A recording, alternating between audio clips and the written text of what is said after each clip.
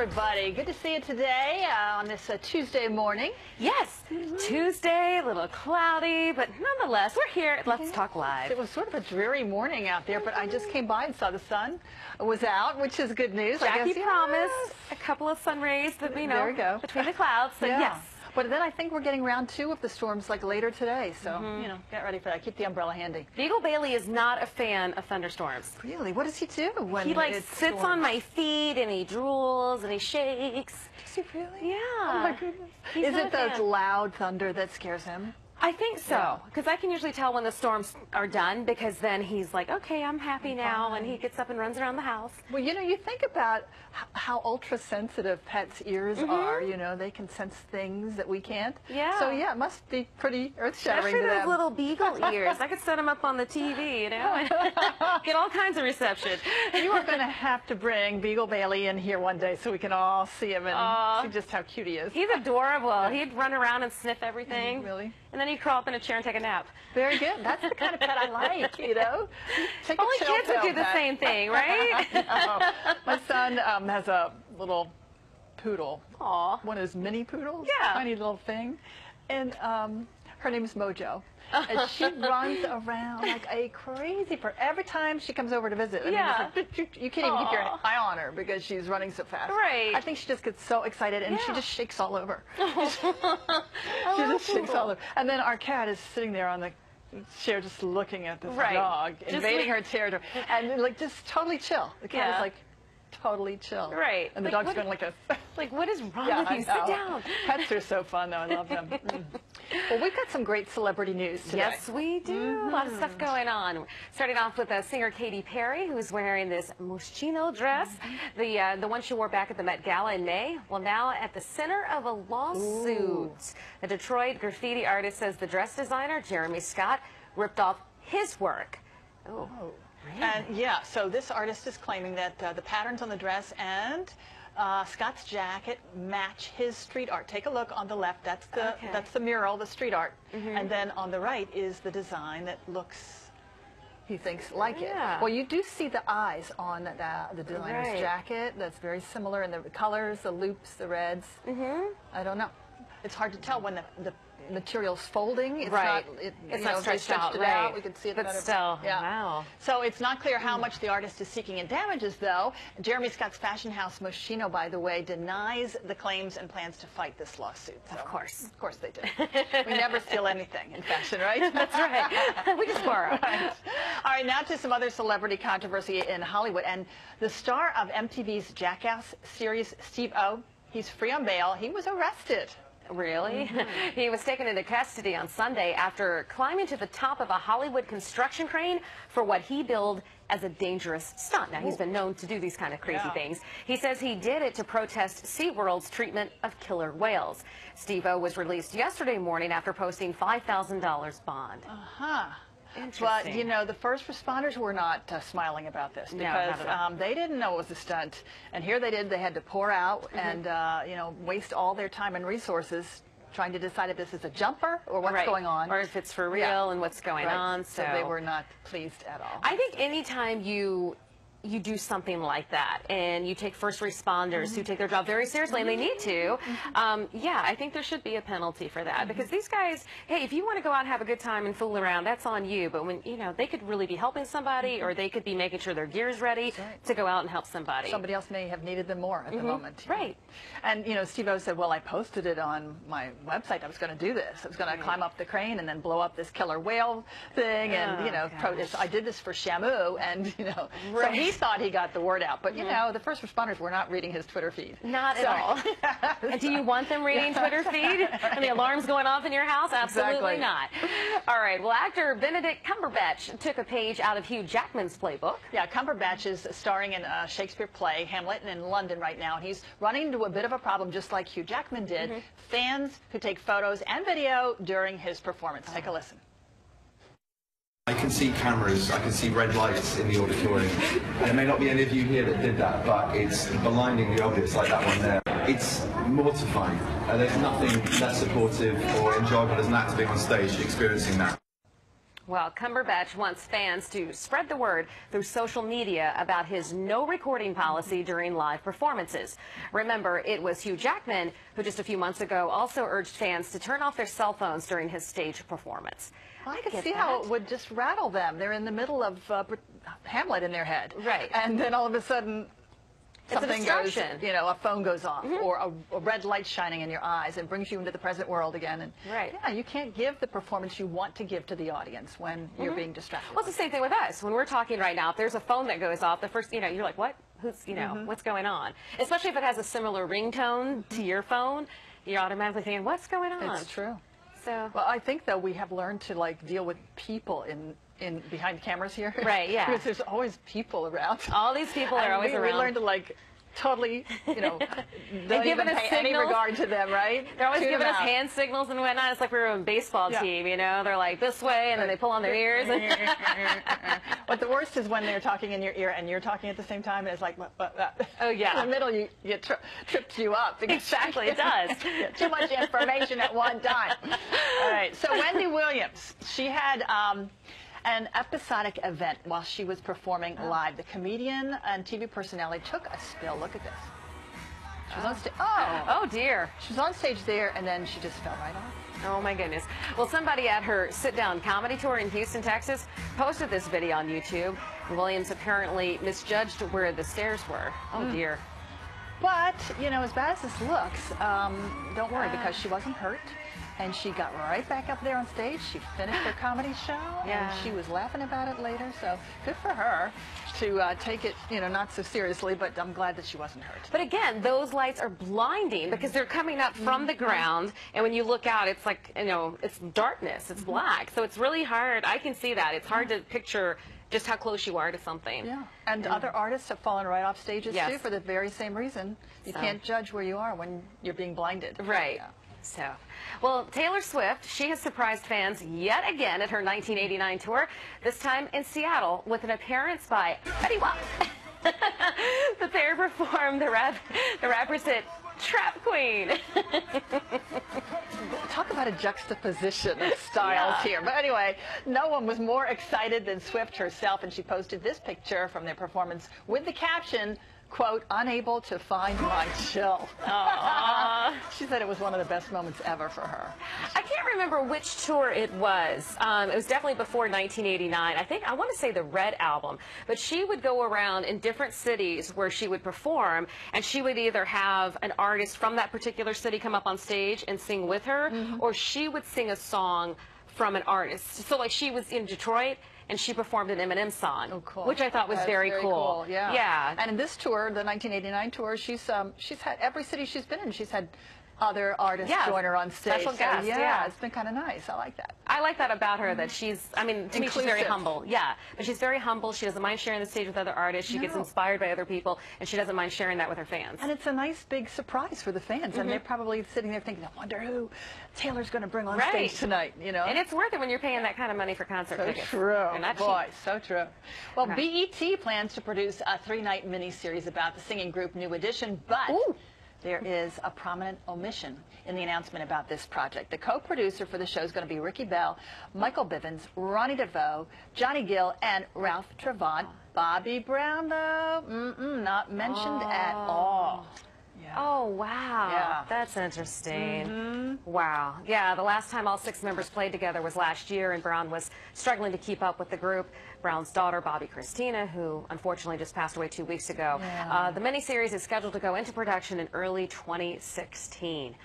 Really? So that's early New Edition. For New Edition fans, you know what I'm talking about, because it was, you know, Ralph was going to leave the group, and then they brought in Johnny, and then Bobby kind of went away and did his solo. They all went and did solo careers. So, and but then when they did get together, I think it was 2014, they said that Bobby Brown was not keeping up. Yeah. So, ouch, right? Yeah. I saw them here at the Howard Theater when they tried to sing Candy Girl.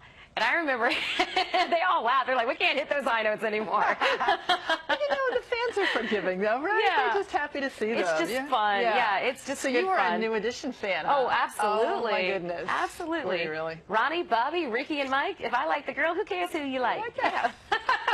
What group did you not like? Were you not a fan of? That's what I want to know. I was never a huge rock and roll girl. You know, Like I was hard R&B. rock? Yeah. Yeah. I wasn't into the metal, the hair bands, if you will.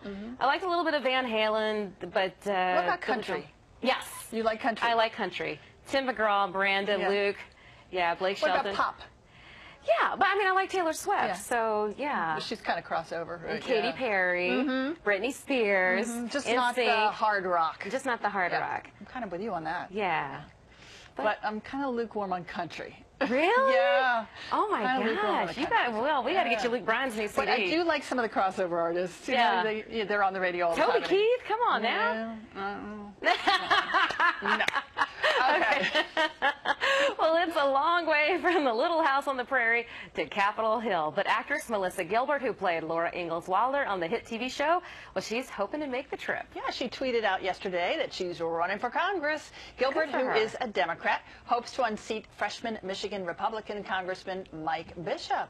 Oh, wow. And lots of actors have turned to politics, so we'll see what happens with her. Well, you know, she definitely got her feet wet when she was president of SAG, the Screen Actors Guild, for a while. Yeah. So good union leader there. So good luck to her. We saw her on Dancing with the Stars not long ago. She keeps busy. Yeah. Yeah. She's had a wonderful career that's just spanned over decades. Yeah. But, you know, I was reading about her lately.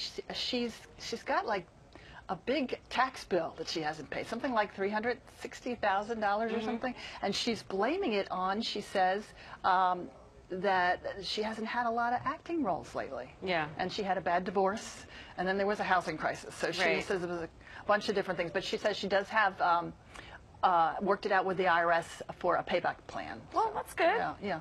You know? But you think of her as having all these jobs, right? But maybe from her perspective, no.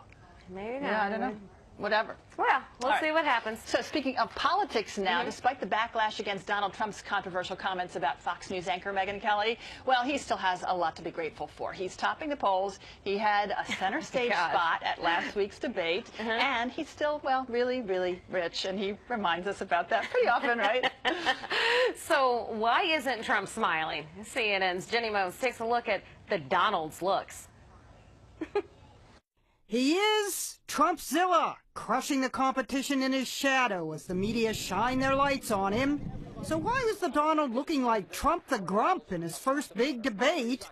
Listen to Dan Hill, a man who reads faces. What struck you, if anything, about Mr. Trump? Well, first of all, the guy hardly smiles. He may be the unhappiest rich man in America. Even when he talked about fun.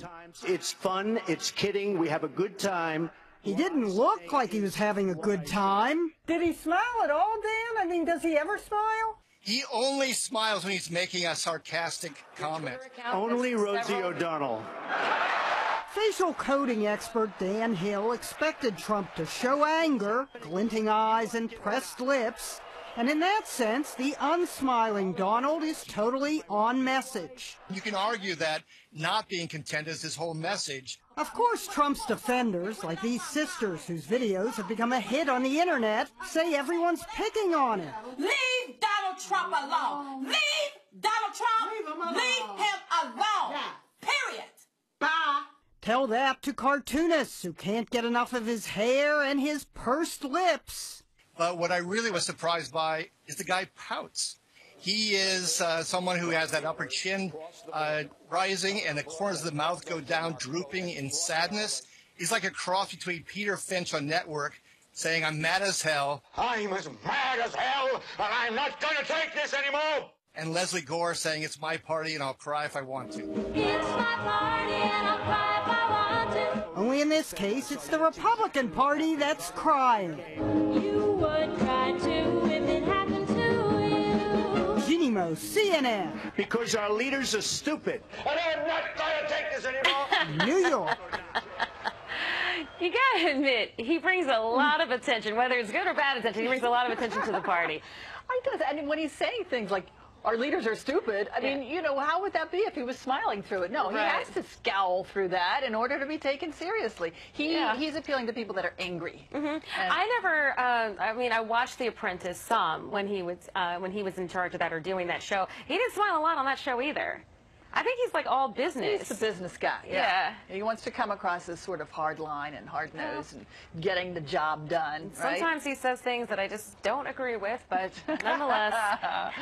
But you're right. No matter what it is, I mean, I don't think he delivers a line that would require a smile. No, definitely not. And the other GOP candidates right now are not smiling either, waiting for when is he going to recede into the background. Right. So when's he going to take a back seat? Will get out. Right. Right. Exactly. All right. Still to come on Let's Talk Live, getting your child to eat their fruits and veggies. That can be a little difficult, right? But after the break, we're trying our hand at carving fruit. Stay with us to learn how to make this season's produce appealing, even for the pickiest of eaters. Plus, you have the chance to win a premium DC Lottery prize pack loaded with cool DC Lottery swag and a $50 gift card. Call right now at the number at the bottom of your screen. That's 703-387-1020 for a chance to win. Come on, give us a call now. Dial in right now. All right, make sure you follow us on Twitter. We live tweet during the show, and we post some great photos, too. Stick around. We'll be right back.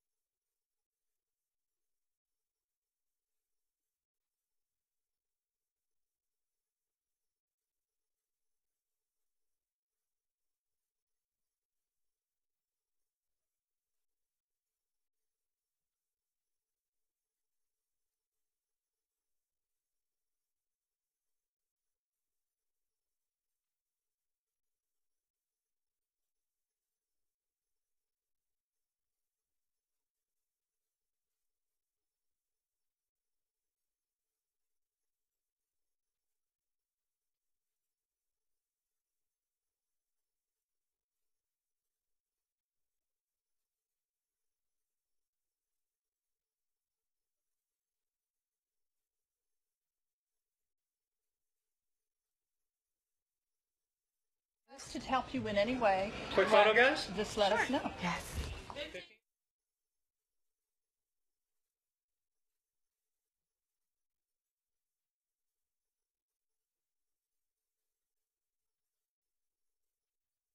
Number 3.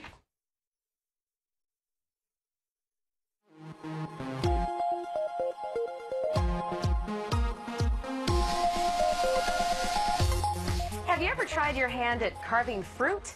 It can be messy and frustrating. Often you can lose a limb. But if you don't know what you're doing, of course. But today we have an expert with us. That's right. We've got Irene Delade-Jumor. Did I get that right? You did. Delade-Jumor. Wow. Oh, wow. And she's turned her fruit art passion into a booming business. And she's going to show us today, or teach us today, how to do it. Welcome to you, Irene. Great to see you. Thank you. I'm excited to be here. So today I'm going to show you guys how to carve a cantaloupe flower. Okay. And so this is your cantaloupe, and this is yours. Oh, we each got a cantaloupe. Yes, you get a cantaloupe. So why is carving important as we set this up? You know, sometimes some people have, some people don't really like fruits and vegetables, but we first eat with our eyes. So if it looks really good, even kids will be excited to eat the fruits. So well, you've given each one of us a knife. Yes. What kind of knives do we use? So these are carving knives, but when you're at home, you can use, kitchen knife or paring knife, any knife. Well, mine is sort of curved. Is that important? So these are you can use any of those knives. These are great for carving the flowers that I have over here. But in terms of what we're doing today, you can use any paring knife, any sharp edge knife. That's why I brought different kinds. Now, it's important to have, sometimes cantaloupes can be a little soft and mushy. Yes. Okay. So you want to... It smells good. You can actually use any fruits for carvings, but melons are great. So, because they have like a harder outer layer, so you are able to carve them and not be mushy. So that's why we chose to do the cantaloupe ones today. What are we the point of this, are we going very deep or just shallow? Are we just trying to We're going to go halfway, the rind? right to get to the seed. Okay. So it's really simple. Like, everybody can do this at home after I do this. So I'm really excited to show you. So we're going to start off by cutting up some zigzags on the cantaloupe. So first of all, you want to wash your fruits first, you know, before you even get on the chopping board. So you're going to hold your knife like this, and then, can you see? I can see, yeah. Okay. And then you're going to cut it into V's or zigzags. So you're going to do your first line. Kind of technique that we need to know here? In and out like yeah, just straight down. But like kind of like straight down. Stroke, yeah. All right. All right, so how long of a slit? About halfway down or all the way down. And then you're going to make sure that your other line joins the first one. Okay. And then you're going to cut it to look like a V or a triangle. Well, a V so is try better. it out. Okay. Yeah. Okay. And so it's kind of like an arrow. That's what we're kind of doing here. Let's see, where's the camera here? There you go. You can see this? We're kind of taking it. I did it down the middle. Yeah, I can see that. Awesome. And then we're doing it like Pretty that. good at this, Julie. Does it go all the way down? Not all the way down, but just a little bit towards the bottom. Okay. Yeah, perfect. Like this? A little bit more or less? Yes, it's fine. Okay. I think you went a little bit all the way, but that's okay. We'll make it work. Okay. And then you're going to do another V. Another V. Yes. And make sure the edges are touching, and then make sure you're getting to almost the seed part. Now, does this one, are we making like an M? No, so it's going to be like an N. An N. Yes. Oh, like an N. And N. then eventually we'll get to an M, and then all over again. All right, this is the N. Okay. N. Okay, right. So I did that one. Can you see my N? Yeah. There you go. Nice. Yeah? She got it. Yeah. And then we're going to do another one. So you're just going to follow the same pattern. Okay. But you're going to go all around. Okay, so we're going to go all around. So it's kind of like making a Charlie Brown shirt. You know how it goes up and down, a Charlie Brown shirt?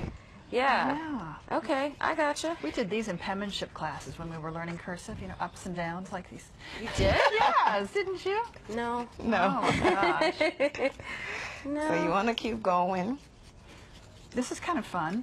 Okay. It's exciting. Now, is this something you think you could do with the kids, or is this too dangerous? Yes, you can do with the kids as long as you're the one, you know, doing the holding the knives. Right. Yeah. And the cutting. Depending on the abilities of your children and probably the ages. Exactly. Okay. Okay. So we go all the way around until all we get the way back. around till you get to where you started from. Wow. Okay. Are we going to be able to remove the two halves at some point? Yes, you're going to open it up when you're done. That's why you have to make sure that your slits are right. Yes, and they're getting right to the middle, and then they're touching each other. Wow, this is fun. Okay. Woo. Now and then when you get to the end, just make sure that you do have. Look at that. So you're a chef, right? Yes, I'm a chef. And this is sort of an outgrowth of your interest in food? Yes. Well, I started this first, and then eventually I decided to go to culinary school. You know, my background is political science. I went to William and Mary, and I just decided to. Yes, exactly. You went to William and Mary? Yes. You went down to the 757. That's yes. my neck of the woods. Yes. So the next thing that I'm going to do, which I should have done earlier, I'm just going to cut out a little bit of the edges, the rind. That way, when we open our flour, it can sit. Ooh. So when each... It can sit. Okay. Right. Yes. All right.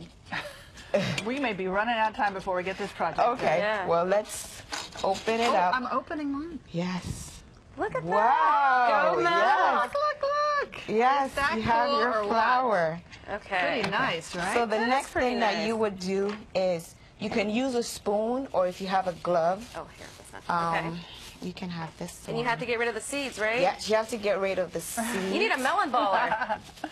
Don't you ever use a melon baller? I use that, or because a melon baller would not get everything out at once, but a spoon would do, or your hands. So after we've seeded them, then what is the finished product looking like? The finished product looks like that one. I'm gonna cut this one right here? This one right here. Okay. Yes. Okay. And then sometimes you also want the color if you want like a color contrast or something, you can just put a strawberry in the middle. Oh yeah, look at that. Oh, that's and then nice. now you have a flower. And if you want the strawberry to stay, you can just use a toothpick to stick so it pretty. in, And then you have can get different sectioned colors. off your the flesh part. Flesh, yeah. So people can just eat it in like little pieces, right? Yeah, or you can just use it on a buffet table, or you can use it as part of your fruit carving platter. So Well, sometimes just highlighting these would This make was a it lot more of fun, appealing. and this is pretty easy for us to understand, but you do more intricate designs over here. Look course. at all these amazing So you can do creations you different made. themes, Yeah. inspired different flowers, with different fruits. And where do you have a video available on YouTube that we could watch? For Yes, I have a Deva? video. If you go on my website, when you get on the media page, we have a couple of videos that you can check out. Well, Irene, that was a lot of fun. Thank I you had for so showing much us. fun. Thank you for having me. Thanks for coming in today. Yay. Yay. Take We that did- to our Labor Day party or something. Right? Yes. That would be great. And I still have all 10 fingers. Yay! Hey, make sure you stay with us, because after the break, you will have a chance to win a premium DC lottery prize tag, and that is loaded with some cool DC lottery swag and a $50 gift card. Just call the number on the bottom of your screen right now. That's 703-387-1020. You don't want to miss your opportunity, so call now.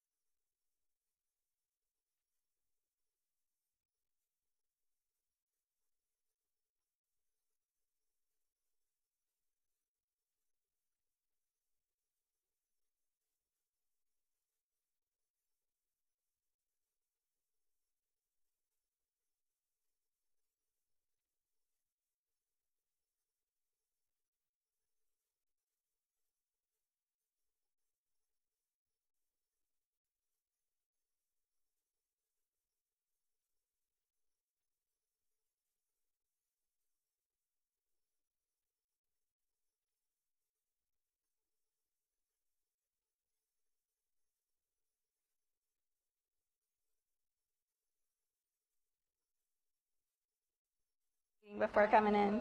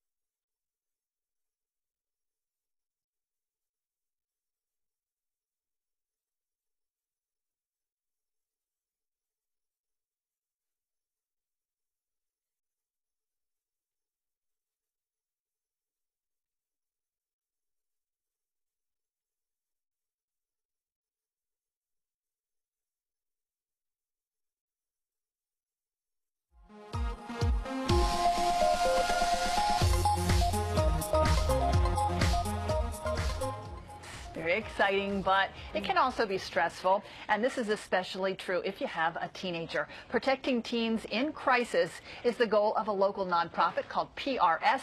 Laura Mayer is the director of their hotline program called Crisis Link. She's here today. She's going to tell us more about their new initiatives that are helping teens, especially teens with mental illnesses. Good to see you, Laura. Good morning. Thanks so much for having me. Yeah, the start of school, right? It is busy time for everybody. Yeah, it's very busy. Yeah. Are teenagers more at risk than other populations of, mental health issues? Absolutely. Suicide is actually the second leading cause of death in teens aged 15 to 24 in Virginia, which is about in line with the nation. So they are more prone to experiencing mental health crisis earlier on. Wow. And when we talk about the mental health issues, it's not all about suicide, right? It's Not a at whole all. range of issues. It could be slight depression all the way up to suicide, right? Absolutely. Many teens are experiencing depression, anxiety, especially at the start of the new year. They have so much is unknown, the pressures, difficult relationship with friends. So there's lots of different things that can contribute to their anxiety. Yes, and we hear so much about bullying too. Absolutely. That could be another source of frustration and anxiety for teens. Yeah, despite a lot of the initiatives that are out there to help with bullying, it's reached the social media aspect now. So it's more comprehensive and more complex with kids interacting on Twitter and Facebook about having what to wear, what to look like, and pictures. It's a lot of exposure. It sure is. So your group is called PRS. What does that stand for? Psychiatric Rehabilitation Services. And what do you do?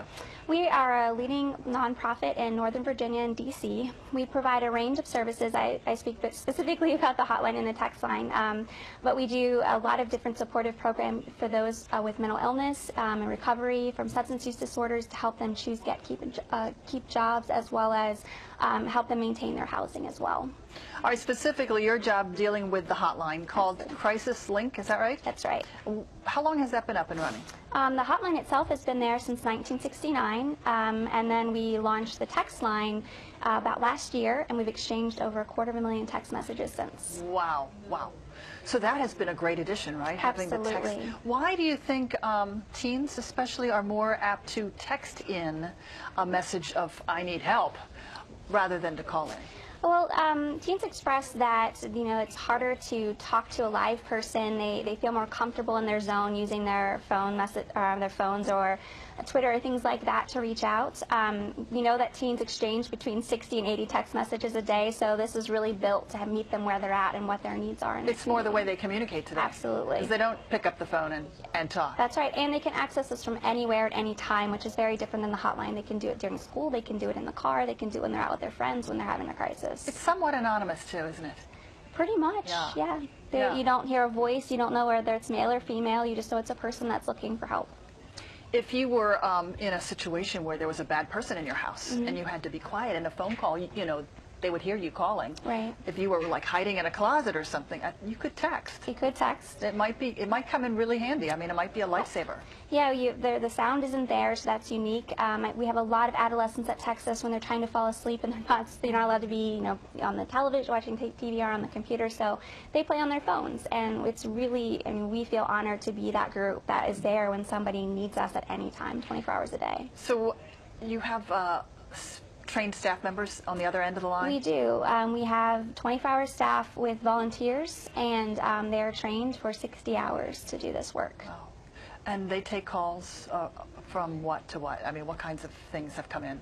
Anything from as simple as a, breakup all the way up to somebody, contemplating taking their life right then and there. Wow, wow. So it's a really important help that you provide. Absolutely. Aren't there other agencies that do this kind of thing?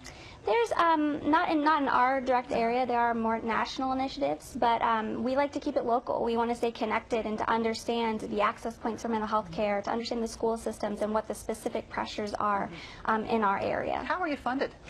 Primarily, we have great partnerships through the public mental health organizations in Northern Virginia and Virginia itself called the Community Services Boards, and we work together with Fairfax County Public Schools as well.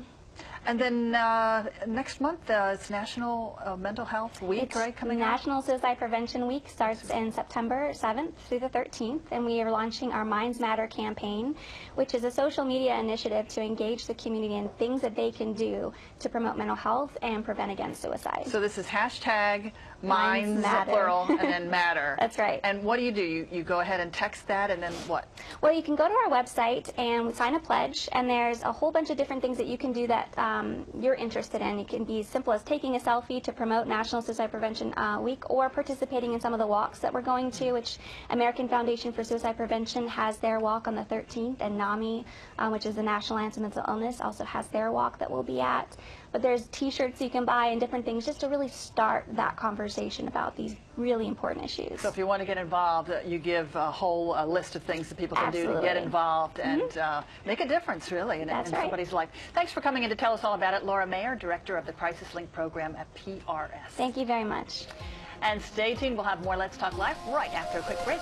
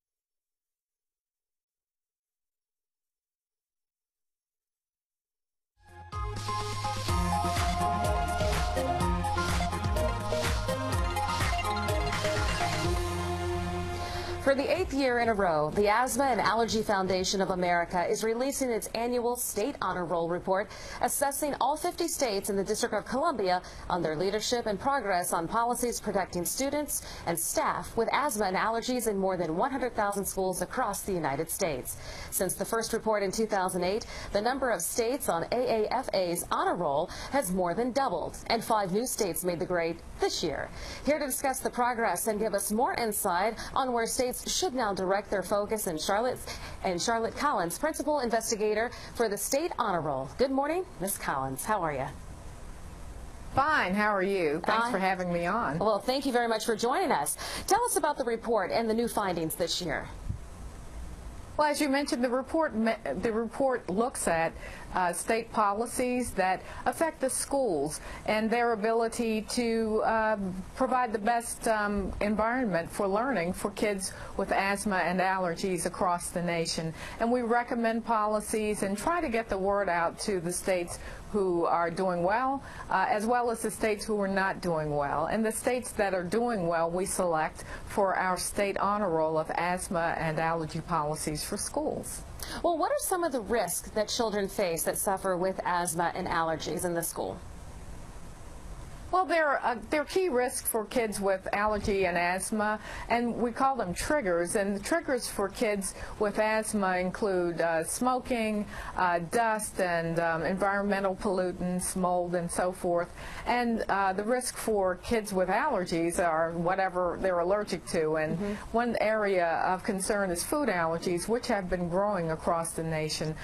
About 6 million kids have severe food allergies, so we need to be really careful about both preventing and protecting them from those allergens, but also from those triggers, but also about treating them in case they have a severe allergic reaction, which is known as anaphylaxis. And that can be quite scary for, adults nearby and for the children themselves. What can you tell us about the school health policies right here in our state? Well, you mentioned being scary for the adults nearby as well as the children, and the best policies help to mitigate or reduce that fear. And one of those policies requires schools to have epinephrine auto-injectors in the school and available and accessible in case there is a severe allergic reaction, and it helps to train and prepare on what the signs and symptoms of food allergies are so that volunteers and staff are ready to act quickly enough to potentially save a life. So we promote that policy as well. And Washington, D.C. is one of the states that allows these devices in the schools. We'd like to see Washington actually require them. D.C. and Virginia already require those that medication in the schools, and we'd like to see D.C. follow that lead. And that was what I was going to ask you. Are you seeing any momentum or progress on asthma and allergy policies within the state? Yes, when we began this survey in 2008, only 6 schools made our honor roll. Only 6 states, rather, made our honor roll. Now we're up to 14, and one of them is Washington, D.C. Maryland and Virginia are just on the edge of making our honor roll. They've made 17 of the indicators that we're looking for. We're looking for 23, and they've made 17, and 18 makes our cut, and Washington, D.C. has made our cut, so we're very pleased with that. Yes, moving forward. Well, thank you for that. What policies would the AAFA like to see in schools to protect those children who suffer with the food allergies? Well, one of the key, no smoking policies, of course, are really important. Banning smoking on campus and at any school facility is important. And doing just basic inspections of the school buildings to make sure that mold, dust, and other environmental factors aren't going to be a problem for kids with asthma. But the overarching recommendation we have for all states, including Maryland, Washington, and Virginia, is school nursing and making sure that we meet the standards set by the by Healthy People 2020 of one school nurse for every 750 students. And we're fortunate that in this area we have a local chapter for Maryland, D.C., and Virginia that has services and additional information. And we have information about all that on our website, statehonorroll.org, and also on our national organization website, AAFA.org. All right, thank you very much for joining us today. Good information, and glad to see D.C. is making the cut. All right, thank you so much. D.C. made the cut. Yes. Thank you very much for joining us today. Please stay with us. We will have more of Let's Talk Live coming up after the break.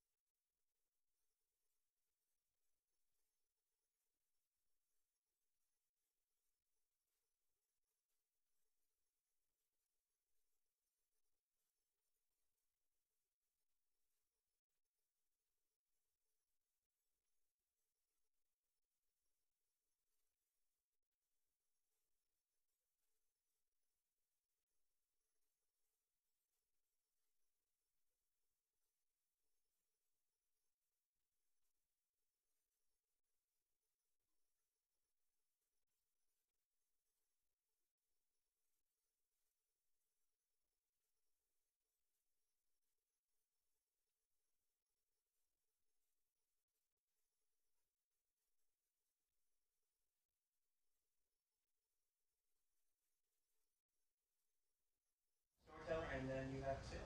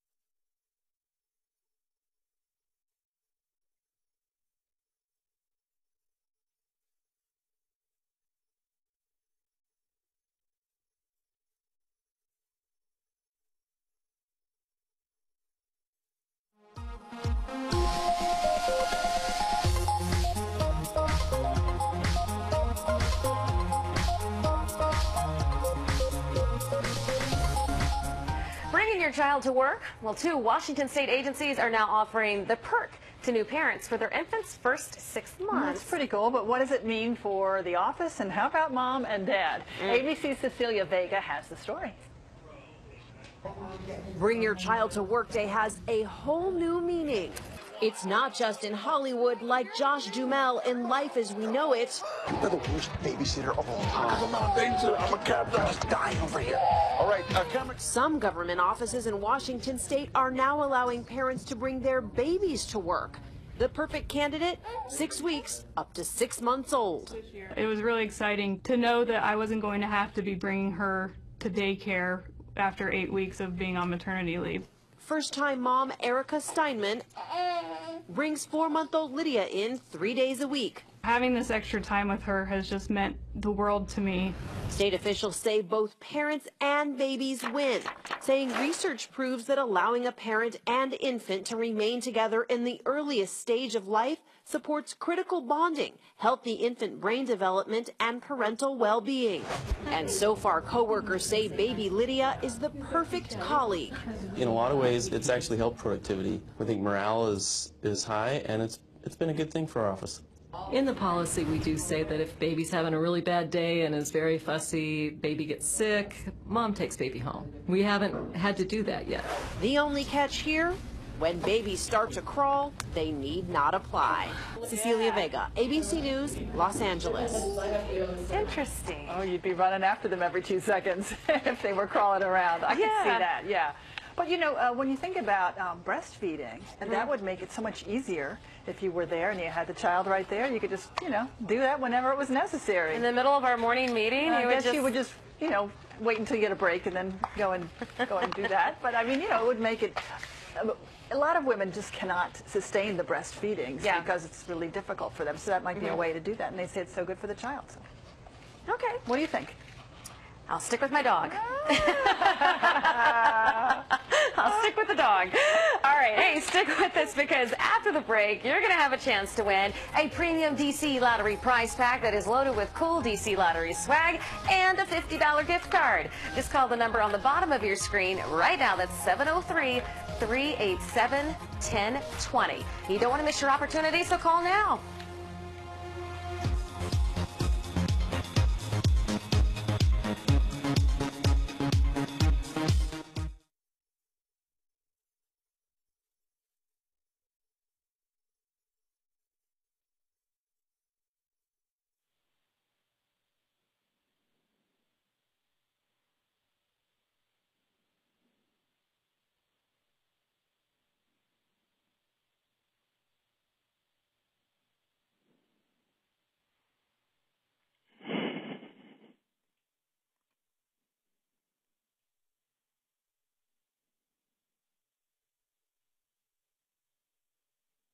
Hey, it's Julie Wright. How are you?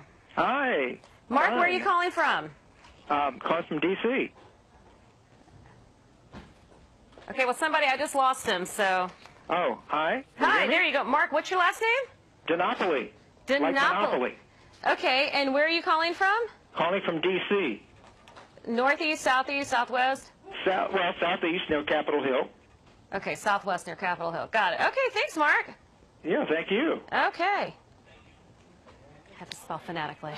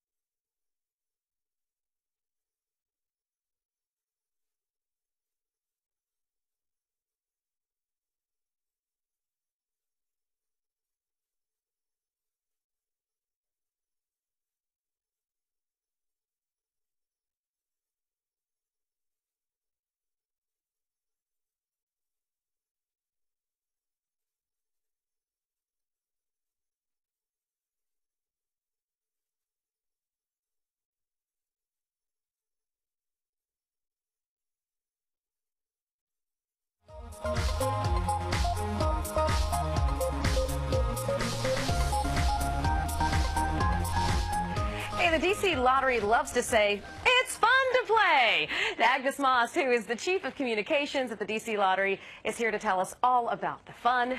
But before we get started, remember to keep tuning in for the big event that's happening this Friday. You see, we're going to watch one lucky player make a grab for up to $5,000 in the DC Lottery's money machine, and it's all happening right here on Let's Talk Live. So we will see you Friday. Make sure you got your sticky fingers. $5,000. $5,000. How do you do that, Agnes? I need sticky fingers, like Yeah. Spider-Man, you know? Right. Well, it's great to be here on Ticket Tuesday, Julie. You know, Ticket in the Tuesday. DC Lottery world, we believe there's a hot ticket out there just waiting to be cashed in. It's a winner. And if you are that DC Lottery player, then we are waiting to meet you. So that's what we call this Ticket Tuesday? That's what we call it, Ticket Tuesday. So yesterday you were here and you showed us one of the tickets that still has like $1 million up for grabs. Yes. So no winner yet? No winner yet, Julie, but we Still have have a a variety of games where you can play and win. You know, let's talk about the fast play games. Okay. It's an evergreen lineup of fun to play, exciting to win games, and it starts at just $1. Wow. And you know, Julie, if you're one of those winners, then you need to know right away whether or not you're a winner. Without waiting for the draw, then Julie, this is the game for you. Yes, that's what I need to know. And that's what we're looking at right now? Yes, that's fast play. Oh, wow. Yes. Fast play. And how do you win on this? What are you looking for? So you're looking, there are a variety of games there, and so they all work different ways. So you're looking to see if you're a winner, and if you are, just come on into the DC Lottery headquarters. Wow, that would be so exciting to win. Exciting. It is exciting. I won like $5 once before. You did? I need to be a big winner, like our friend Veronica Keys. Veronica Key. You know, we love our players at the DC Lottery, Right. and Veronica Key is one of our fun ambassadors. Okay, let me explain this. I was going to say, tell me what that means, a fun ambassador. Yes. So we have the official DC Lottery store at Union Station. Okay. And also at Union Station, we have wonderful events. That's Veronica Key there, actually, at the the big payback. And the Pride Squad promotions. So what you can do is we have these fun ambassadors, and they come to our events, and we're like family. You know, we love them just as much as they love to play. Right. So Veronica is one, and do you know she won $5,000? Wow. Yes. And then you guys used her in a commercial, right? We used her in a commercial. That's and you awesome. know, the funny thing is she's actually a ticket writer. She so she knows a lot about tickets, right? Absolutely. All right, so you call this Ticket Tuesday. What can we expect? Is this Veronica's commercial? Hold on a second. Yes, this is Veronica's commercial. She looks fantastic. And you know, we're always looking for exciting stories. If you have a story where you've won a lot of money with the DC Lottery, or you know what, our players win prizes of all sizes. Right. So we'd love to hear your story. Follow us on Facebook, like us on Facebook, follow us on Twitter. Tell us your story. Oh, we that's want to hear awesome. it. Yeah, of course. And then you can follow these guys out because they're always out and about during lunchtime. Yes, and for more information on that, follow us at dclottery.com. We have all of our updates for events and promotions. And you know what, later on during our winning week, we will be discussing the Big Payback promotion, which is going on right now. Big Payback. Yes, Big Payback. All We right. pay our winners back. I love this. I love this, Agnes. Right now, though, we have to say hello to Mark DiNapoli from Southwest Hi, Washington. Mark, Hello. you just picked up this huge DC Lottery swag bag. I think you'll be right. happy, Mark. Yeah, tell them what's in it. Tell them what's in it. You know, you have all types of swag in there. You have a coffee mug. You have a T-shirt, a jacket. Mark, you're going to be happy. And most importantly, Mark, you have a $50 Visa gift card. How about that for date night? Oh, beautiful. Great. Thank you. I really appreciate it. Yeah. Congratulations. Certainly. I'm looking forward to it and playing some more. Yeah, that's what we like to hear. That's what we love to hear at the DC I mean, Lottery. she just said there's still a winning ticket out there with $1 million on it. $1 million. So welcome to the family, Mark. You are now an official DC Lottery winner. Oh, that's great to hear. All right, thanks, Idas. Thank you, Mark. Thank you so much, Julie. Sure, thanks. All right, stick with us because, well, we've got more big fun coming your way. Make sure you check the Twitter feed and the Facebook feed for the DC Lottery. And stay tuned all this week to win premium DC Lottery prize packs loaded with cool DC Lottery swag. We just heard Agnes talking about it, plus that $50 gift card. And don't forget, on Fun Friday, you get to see who is the lucky contestant who gets a chance at winning $5,000 in the exciting Money Machine. Keep winning, DC Lottery. The DC Lottery. Like I said, lots of people win.